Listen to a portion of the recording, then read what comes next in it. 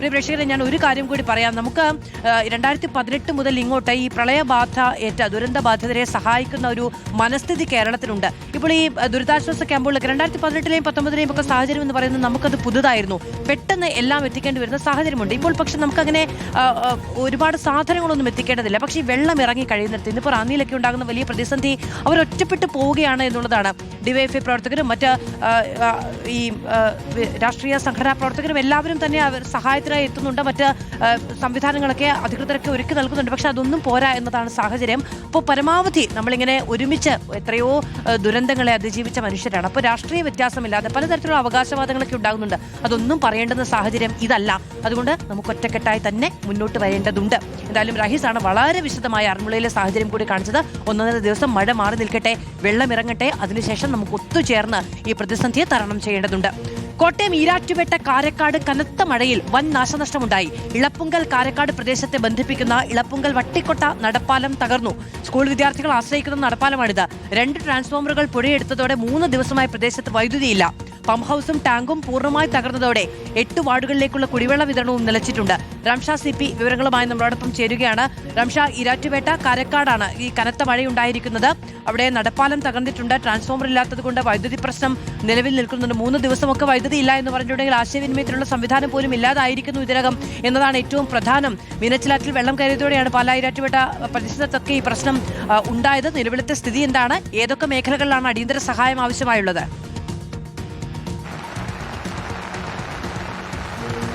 അതോ ഞാനിപ്പോൾ നിൽക്കുന്നത് ഈ ഈരാറ്റുപേട്ട കാരക്കാട് പ്രദേശത്താണ്. എനിക്ക് പിന്നിലായി കാണുന്നതാണ് മീനച്ചിലാറ്. നമുക്ക് ഈ ദൃശ്യങ്ങളിലേക്ക് പോയാൽ കാണാം. ഇവിടെ കഴിഞ്ഞ ദിവസം ഉണ്ടായ വെള്ളപ്പൊക്കം ഈ പ്രദേശത്തുണ്ടായിരുന്ന ട്രാൻസ്ഫോമർ അപ്പാടെ തന്നെ കടപുഴക്കി മറിച്ചിട്ടിരിക്കുകയാണ്. ഇവിടെ മാത്രമല്ല, കുറച്ചപ്പുറയായി മറ്റൊരു ട്രാൻസ്ഫോമർ കൂടി ഉണ്ടായിരുന്നു. നമുക്ക് ഇപ്പോൾ ഈ പ്രദേശത്ത് നല്ല കനത്ത മഴ പെയ്യുന്നുണ്ട്. അതുകൊണ്ട് ദൃശ്യങ്ങൾക്ക് ഒരു ക്ലാരിറ്റി ഉണ്ടാകില്ല, അല്ലെങ്കിൽ നമുക്ക് കാണിച്ചു കൊടുക്കാൻ പറ്റുമായിരുന്നു. അക്കരെയാണ് ആ ട്രാൻസ്ഫോമർ ഉണ്ടായത്. ആ ട്രാൻസ്ഫോമർ ഉൾപ്പെടെ 2 ട്രാൻസ്ഫോമറുകളും ഇവിടെ തകർന്നുപോയി, പൂർണ്ണമായും തകർന്നുപോയി. അങ്ങനെ ഈ പ്രദേശത്തുള്ള വൈദ്യുതി ബന്ധം കഴിഞ്ഞ 3 ദിവസമായി ഇല്ല എന്നതാണ്.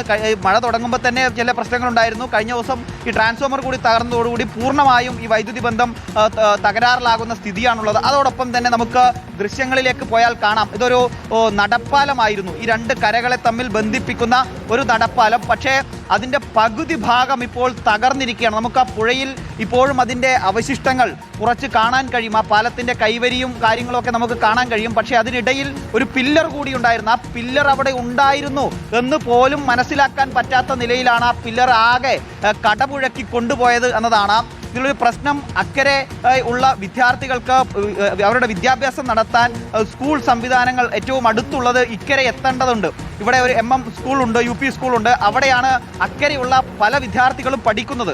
അവർക്ക് വളരെ എളുപ്പം ഇക്കരെ വന്ന് അവർക്ക് വിദ്യാഭ്യാസം നടത്താൻ പറ്റുന്ന ഒരു മാർഗമായിരുന്നു ഈ നടപ്പാലം. പക്ഷേ ഇത് തകർന്നതോടുകൂടി ഇനി ഏകദേശം 5-8 കിലോമീറ്റർ ചുറ്റിക്കറങ്ങി വേണം ഇവരിവിടെ എത്താൻ എന്നത് കൂടിയാണ് ഏറ്റവും പ്രധാനപ്പെട്ട ഒരു പ്രശ്നം.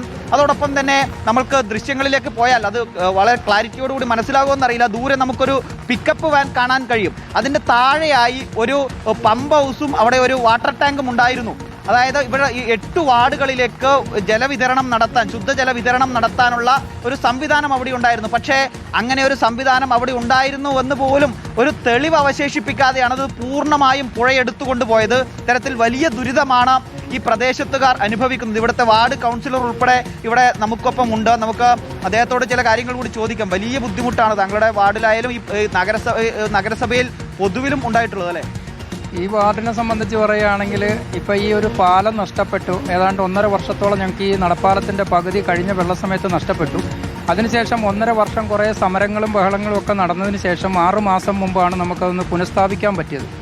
ഏതാണ്ട് 100ഓളം കുട്ടികൾ നമ്മുടെ തൊട്ടടുത്ത കാരക്കാട് UP സ്കൂളിൽ പഠിക്കുന്നതാണ്. ആ കുട്ടികൾ LKG മുതൽ 10ാം ക്ലാസ് വരെ പഠിക്കുന്ന കുട്ടികളാണ് വരേണ്ടത്. അവർ വരണമെങ്കിൽ ഇപ്പോഴത്തെ ഒരു സാഹചര്യത്തിൽ 8 കിലോമീറ്ററോളം റൗണ്ട് ചെയ്ത് വേണം വരാൻ. അതുപോലെ തന്നെ നമ്മുടെ തൊട്ടടുത്ത തീക്കോയി പഞ്ചായത്തിൻ്റെ കുറേ മേഖലകളും ഈ മേഖലകളിലുമുള്ള ആളുകൾ ജോലിക്ക് മറ്റ് ജോലികൾക്കായി കൂലിവേലകൾക്കായി പുറപ്പെടുന്നതും ഈ പാലം വഴിയായിരുന്നു. അതുപോലെ തന്നെ ഈ പാലത്ത് നഷ്ടപ്പെട്ട വൈദ്യുതി ബന്ധം ഇപ്പോൾ പൂർണ്ണമായും തകർന്നിരിക്കുകയാണ്. ഈ 2-3 ദിവസം വൈദ്യുതി തകരുക എന്ന് പറഞ്ഞാൽ ഇവരുടെ ഒരു കമ്മ്യൂണിക്കേഷൻ സിസ്റ്റം തന്നെ തകർന്നു പോകും. ഇവർക്കൊരു ആവശ്യത്തിന് ഫോണിൽ ചാർജ് ചെയ്യാൻ പോലും സംവിധാനം ഇല്ലാതാവുകയാണ്. ഇതിനെ എപ്പോൾ പുനഃസ്ഥാപിക്കാൻ പറ്റും? നമ്മുടെ ഇവിടെ ഉണ്ടായിരുന്ന നമ്മൾ ഈ നിൽക്കുന്ന സ്ഥലത്ത് ഒരു ട്രാൻസ്ഫോമർ ഉണ്ടായിരുന്നു. ആ ട്രാൻസ്ഫോമർ ആണ് മെനിങ്ങാന്ന് രാത്രിയിൽ വന്ന വെള്ളത്തിൽ തകർന്നു പോയത്. ഇനിയിപ്പോൾ ആ ട്രാൻസ്ഫോമർ വെക്കാനുള്ള ഒരു സ്ഥലം പോലും നമുക്കിതുവരെ ആയിട്ടില്ല. അതിനുവേണ്ടി നമ്മൾ പല ആളുകളെയും സമീപിച്ചുകൊണ്ടിരിക്കുകയാണ്. ഒരാളെ സമീപിക്കുമ്പം അതിൻ്റെ പുറമ്പോക്കായിട്ട് കിടക്കുന്ന സ്ഥലം പോലും അതിൻ്റെ തൊട്ടുള്ള ഉടമസ്ഥൻ തയ്യാറാകാത്ത ഒരു സാഹചര്യമാണ്. ഏതാണ്ട് എൻ്റെ ഡിവിഷനിലെ ഒരു 194ഓളം വീടുകളിൽ നിലവിൽ 3 ദിവസമായിട്ട്, അതായത് ഇൻസുലിൻ പോലും ഉപയോഗിക്കാൻ പറ്റാത്ത ഒരു സാഹചര്യത്തിലാണ് നിലനിൽക്കുന്നത്. കറണ്ടില്ല, വെള്ളമടിക്കാൻ പറ്റുന്നില്ല. അതുപോലെ തന്നെ ഇപ്പോൾ ഈ നേരത്തെ പറഞ്ഞതുപോലെ ഇത്രയും കുടിവെള്ള സ്രോതസ്സുകൾ, ഈ 900-1000 വീടുകളോളം ഉള്ളവരുടെ കുടിവെള്ള സ്രോതസ്സുകൾ കംപ്ലീറ്റ് നഷ്ടപ്പെട്ടു പോയിട്ടുണ്ട്. 1958 ശേഷം വന്ന ഏറ്റവും വലിയൊരു പ്രളയമാണിത്. കാരണം ഈ 9, 10, 11, 12 അങ്ങനെ 17 വാർഡ് വരെ ഉള്ളവരുടെ കുടിവെള്ളമായിരുന്നു. ആ കിണർ എവിടെയാണെന്ന് പോലും നമുക്ക് കാണാൻ പറ്റാത്ത ഒരു സിറ്റുവേഷനാണ് ഇപ്പോൾ നിലവിലുണ്ടായിരിക്കുന്നത്.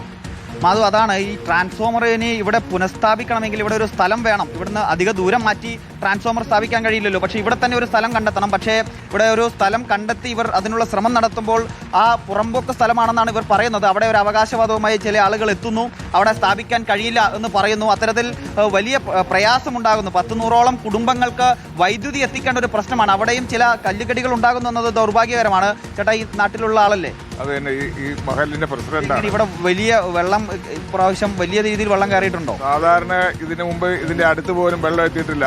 ഇത്തവണ ഏറ്റവും വലിയ വെള്ളം ഇത്തവണയാണ് ഉണ്ടായത്. ഇതിനു മുമ്പ് നമ്മുടെ മുൻഗാമികൾ പറഞ്ഞു കേട്ടിട്ടുണ്ട് 957 ഒരു വെള്ളപ്പൊക്കം ഉണ്ടായത്. അതിനേക്കാണ് കടത്തി വെട്ടുന്ന രീതിയിലാണ് ഇപ്പോൾ ഉണ്ടായിരിക്കുന്നത്. വലിയ നാശനഷ്ടങ്ങൾ. ഏതാണ്ട് ഈരാറ്റുപേട്ട എടുത്ത് നോക്കുകയാണെങ്കിൽ 300ഓളം വീടുകൾ മൊത്തം വെള്ളത്തിൽ മുങ്ങിയ ഒരവസ്ഥ ഉണ്ടായിട്ടുണ്ട്. ഈ പ്രദേശത്ത് ഈ വീടുകൾ ഏതെങ്കിലും തകർന്നു പോയതുണ്ടോ? ഈ പ്രദേശത്ത് ഒരു 3ഓളം വീടുകൾ ഇവിടെ തകർന്നു പോയിട്ടുള്ളൂ. ബാക്കി എല്ലാ വീടുകൾക്കും കാര്യമായ നഷ്ടങ്ങൾ ഉണ്ടായിട്ടുണ്ട്. അതാണ് മാധു, വലിയ നിലയിലാണ് വെള്ളം കയറിയത്. നമുക്ക് ദൃശ്യങ്ങളിലേക്ക് ഇപ്പോൾ ഒന്ന് പോയി കഴിഞ്ഞാൽ അതൊന്ന് കാണിച്ചു തരാം. ഇതാണ് ഈ പുഴ. ഈ പുഴയിൽ നിന്ന് ഇപ്പോൾ നോക്കിയാൽ തന്നെ നമുക്ക് കാണാം അങ്ങ് താഴെയാണ് ഈ പുഴ ഒഴുകുന്നത്. പക്ഷേ അവിടെ നിന്നും ഇങ്ങോട്ട് വന്നു കഴിഞ്ഞാൽ ഈ കാണുന്ന, എനിക്ക് പിറകിൽ കാണുന്ന ഈ വീടിന്റെ ഈ തിട്ടയോട് ചേർന്ന് ആണ് വെള്ളം കയറി വന്നത്. ഇത്രയും വെള്ളം കയറി വന്നു എന്നതാണ് ഇവർ പറയുന്നത്. അത് നമുക്കിവിടെ ഈ ദൃശ്യങ്ങളിലേക്ക് പോയാൽ കാണാം. ആ സമീപത്തൊക്കെയുള്ള ചെടികളൊക്കെ ഇങ്ങനെ ഈ വെള്ളം അടിച്ച് ചെരിഞ്ഞ് കിടക്കുന്നത് നമുക്ക് കാണാൻ കഴിയും. ആ നിലയിൽ വലിയ നിലയിൽ വെള്ളം ഉയർന്നു വന്നു. ഇത്രയും ഉയരത്തിലേക്ക് വെള്ളം ഉയർന്നു വന്നു കഴിഞ്ഞാൽ സ്വാഭാവികമായും മറുവശത്ത് നമുക്ക് കാണാം ഇത്രയൊന്നും ഉയരം മറുകരയിലില്ല. അപ്പോൾ അവിടെയൊക്കെ വലിയ നാശനഷ്ടമാണ് ഉണ്ടായിരിക്കുന്നത്. ഈ മീനച്ചിലാർ ഇങ്ങനെ കരകവിഞ്ഞ് കുതിച്ചെത്തിയപ്പോൾ വലിയ നാശനഷ്ടം ഇവിടെ ഉണ്ടായി. കാണുന്നത് പോലെ ട്രാൻസ്ഫോമറുകൾ തകർന്നു, കുടിവെള്ള പദ്ധതികൾ തകർന്നത് ഈ ഒരു ചെറിയ പ്രദേശത്തിന്റെ മാത്രം പ്രശ്നമല്ല എന്നതാണ്. 8ഓളം വാർഡുകളിലേക്ക് ശുദ്ധജലം എത്തിക്കേണ്ടുന്ന ഒരു പദ്ധതിയാണ്. അവിടെ ഒരു തെളിവ് പോലും അവശേഷിപ്പിക്കാതെ, ഇപ്പോൾ കൗൺസിലർ നമ്മളോട് പറഞ്ഞത് നമ്മൾ കേട്ടു, അവിടെ ഒരു ടാങ്ക് ഉണ്ടായിരുന്നു. ആ ടാങ്ക് ഉണ്ട് എന്ന് എവിടെയാണെന്ന് പോലും ഇപ്പോഴും കണ്ടുപിടിക്കാൻ പറ്റിയിട്ടില്ല. വെള്ളം ഇറങ്ങിയിട്ടും അത് കണ്ടുപിടിക്കാൻ പറ്റിയിട്ടില്ല. ആ നിലയിൽ അത് നികത്തിക്കളഞ്ഞു, അത് എടുത്തുകൊണ്ടു പോകുന്ന നിലയിലാണ് കാര്യങ്ങൾ പോയത്. അതോടൊപ്പം തന്നെ വൈദ്യുതി ബന്ധം പുനഃസ്ഥാപിക്കാനുള്ള പ്രവർത്തനങ്ങൾ നടക്കുന്നുണ്ട്. നമ്മൾ ആ ദൂരെ ദൃശ്യങ്ങളിൽ കാണുന്നത് അതിന്റെ അവിടെ ട്രാൻസ്ഫോം നമുക്ക് കാണാൻ കഴിയുന്നുണ്ട്. റാംഷാ, പാലത്തിന്റെ ഒരു വശത്ത് ഇപ്പോഴും ബാക്കിയുള്ള പാലത്തിന്റെ വലിയ ഭീമുകൾ എന്ന് പറയുന്നത് എത്ര വലിയ ഭീമാകാരമായ ഭീമുകളാണ് എന്ന്. അതിന്റെ ബാക്കി ഇങ്ങോട്ടുള്ളിടത്ത് അത് കാണാനേ ഇല്ല. എത്ര വലിയ കുത്തൊഴുക്കുണ്ടാകണം അത്രയും വലിയ തൂണുകൾ ഇല്ലാതായി പോകണമെങ്കിൽ. തീർച്ചയായും മാധു, അതാണ് നമ്മൾ ഈ കാണുന്ന ഈ പാലത്തിന്റെ ഭീമുകൾ എത്ര വലിപ്പമുണ്ടെന്ന് നോക്കുക. ആ 2 ഭീമുകൾക്കിടയിൽ ഇപ്പോൾ ആ തകർന്ന പാലത്തിന്റെ ഇക്കരയിൽ മറുവശത്തെ കരയോട് ചേർന്ന ഒരു ഭീമ് കാണാം. അതിനിടയിൽ ഒരു ഭീമ് കൂടി ഉണ്ടായിരുന്നു. ആ അങ്ങനെ ഒരു ഭീം അവിടെ ഉണ്ടായിരുന്നു എന്ന് പോലും നമുക്ക് ഇപ്പോൾ ഇവിടെ നിന്ന് നോക്കിയാൽ മനസ്സിലാകില്ല. ഇവർ പറയുമ്പോഴാണ് നമുക്കത് മനസ്സിലാകുക. ഇവിടെ ഒരു ഭീം ഉണ്ടായിരുന്നു എന്ന് പോലും മനസ്സിലാകുക. അതിന്റെ ഈ കൈവരിയുടെ ചില അവശിഷ്ടങ്ങൾ ഇപ്പോൾ വെള്ളം ഇറങ്ങിയപ്പോൾ നമുക്ക് അവിടെ കാണാം എന്നതല്ലാതെ ആ ഭീമിന്റെ ഒരു ഭാഗം പോലും നമുക്ക് ഈ പുഴയിൽ എവിടെയും കാണാൻ കഴിയുന്നില്ല. അത്ര കണ്ട് വലിയൊരു വെള്ളമാണ് ഇവിടെ അടിച്ചെത്തിയതെന്നാണ് നമ്മൾ ദൃശ്യങ്ങളിൽ നമുക്ക് കാണാൻ കഴിയുന്നുണ്ട്. ആ ബാക്കിയുള്ള ഭീമിന് മുകളിൽ മരങ്ങളൊക്കെ വന്ന് കടപുഴകി വന്ന് അടിച്ച് തങ്ങി നിൽക്കുന്നത് കാണാം. ആ നിലയിൽ വലിയ മരങ്ങൾ ഈ പുഴയിൽ ഒഴുകി വന്നിരുന്നു. അത്തരത്തിൽ ഈ ഭീമിലേക്ക് വന്ന് മരങ്ങളൊക്കെ അടിച്ച് തങ്ങി നിൽക്കുകയും പിന്നീട് അത് വലിയൊരു ഫോഴ്സായി കുറേ മരങ്ങളൊക്കെ വരുമ്പോൾ അത് ആ നിലയിൽ തള്ളിക്കൊണ്ട് പോകുന്നതാണ് എന്നതാണ് ഇവിടെയുള്ള ആളുകളൊക്കെ പറഞ്ഞത്. ആ നിലയിൽ വലിയ രീതിയിലാണ് വെള്ളവും അതോടൊപ്പം ഈ കല്ലും മണ്ണും മാത്രമല്ല ഈ മരങ്ങൾ കൂടി വന്ന് ഇവിടെ തട്ടി നിന്ന് അത് വലിയൊരു അപകടത്തിലേക്ക് ഈ പാലത്തെ തന്നെ തകർത്ത് കളയുന്ന നിലയിലേക്ക് കാര്യങ്ങൾ പോയത്. ആ നിലയിൽ തന്നെ വശങ്ങളിലും എല്ലാം ആ ട്രാൻസ്ഫോമർ ഉണ്ടായിരുന്നത് മറുകരയിൽ ഉള്ള ഒരു ട്രാൻസ്ഫോമർ നമുക്ക് ദൃശ്യങ്ങളിൽ വ്യക്തമാകുമെന്ന് അറിയില്ല. നമ്മുടെ വീഡിയോ ജേർണലിസ്റ്റ് അത് കാണിക്കാൻ ശ്രമിക്കുന്നുണ്ട്. ഇവിടെ നല്ല മഴ പെയ്യുന്നുണ്ട്. കാണുന്ന ആ പാറയുടെ സമീപത്തായിരുന്നു ട്രാൻസ്ഫോമർ ഉണ്ടായിരുന്നത്. ഇപ്പോഴും അവിടെ ഒരു ട്രാൻസ്ഫോമർ, ഞാൻ നേരത്തെ നമ്മളവിടെ പോയപ്പോൾ അവിടെ ട്രാൻസ്ഫോമർ ഉണ്ടായിരുന്നു. ആ മണ്ണിൽ പൂണ്ട് കിടക്കുകയാണ്. നമുക്ക് ദൃശ്യങ്ങളിൽ അതത്ര കൃത്യമായി കാണാൻ കഴിയില്ല. പക്ഷേ അവിടെ ഒരു ട്രാൻസ്ഫോമർ ഉണ്ടായിരുന്നു. ഒരു KSEBയുടെ ട്രാൻസ്ഫോമർ സംവിധാനങ്ങളെല്ലാം തകർത്തുകൊണ്ടാണ് ഈ പുഴ ഇവിടെ നിന്നും ഒഴുകിപ്പോയത്. നമുക്ക് ദൃശ്യങ്ങൾ കാണാം. അവിടെ പുഴയ്ക്കാണെങ്കിൽ അല്പം വീതി കൂടുതലുള്ള ഒരു പ്രദേശം കൂടിയാണ്. പുഴ ഇങ്ങനെ അവിടെ നിന്ന് ഒഴുകിപ്പോകുമ്പോൾ ഒന്ന് ചരിഞ്ഞ് ഒരു എസ് ആകൃതിയിലാണ് അവിടെ ഒഴുകിപ്പോകുന്നത്. നമുക്ക് ദൃശ്യങ്ങളിൽ അത് വ്യക്തമാകുന്നുണ്ട് എന്നതാണ് ഞാൻ കരുതുന്നത്.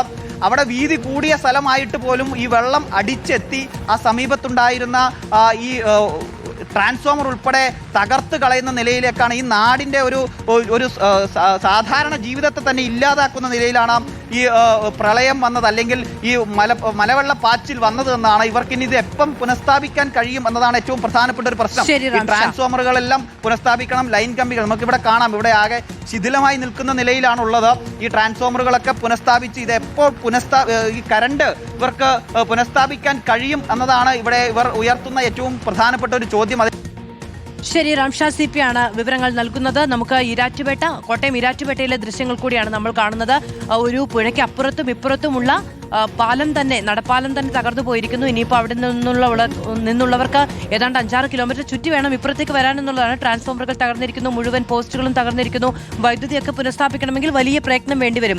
മുൻ മുഖ്യമന്ത്രി പിണറായി വിജയന്റെ ഒരു പോസ്റ്റ് കൂടി വരികയാണ്. അതിൽ ഇത്രയും അധികം ആളുകൾ ദുരിതാശ്വാസ ക്യാമ്പുകളിലടക്കം കഴിയുന്നതിനെ കുറിച്ചുള്ള കാര്യങ്ങളൊക്കെ പറയുന്നുണ്ട്. ദുരന്ത നിവാരണത്തിൽ അനാസ്ഥയും ഏകോപനക്കുറവും മൂലം ജനങ്ങളുടെ ദുരിതം വർദ്ധിക്കുന്നത് അംഗീകരിക്കാനാകില്ല എന്നും റാന്നിയിൽ അങ്ങനെ മുന്നറിയിപ്പുകളില്ലാതെ ഡാം തുറന്നു വിട്ടു എന്നതിനെ കുറിച്ചുള്ള വിമർശനം അദ്ദേഹം ഉന്നയിക്കുന്നുണ്ട്. ഭക്ഷണ വിതരണത്തിൽ വീഴ്ചയുണ്ടായെന്ന് സർക്കാർ സംവിധാനങ്ങൾ തന്നെ സമ്മതിച്ചിരിക്കുന്നു.